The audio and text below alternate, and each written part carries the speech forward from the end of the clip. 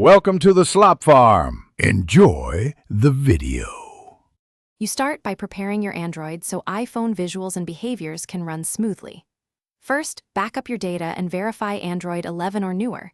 This reduces compatibility issues. Once done, install a reputable iOS-style launcher, a widget engine, and an icon pack. These replicate appearance and layout.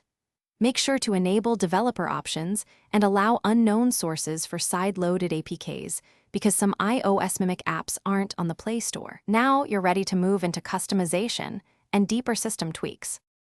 Next, you implement the visible iPhone behaviors.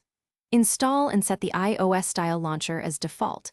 Configure grid, dock, and swipe gestures so the home feels native. Then add a Control Center overlay app, assign the upward or corner swipe, and map toggles for Wi-Fi, Bluetooth, and brightness to match iPhone flow. Use the widget engine to recreate iOS widgets, apply the icon pack, and tweak sizes and shadows. These visual details are why the interface looks convincing and consistent across apps. Finally, refine system behavior and finish the transformation. Tune animation speed, haptic feedback, and fonts inside the launcher and system settings to match iPhone timing and tactile feel. Configure lock screen and notification grouping to mimic iOS summaries so notifications behave predictably. If something breaks, revert to default launcher, clear app caches, and reinstall the offending APK. This resolves most conflicts. One quick troubleshooting tip.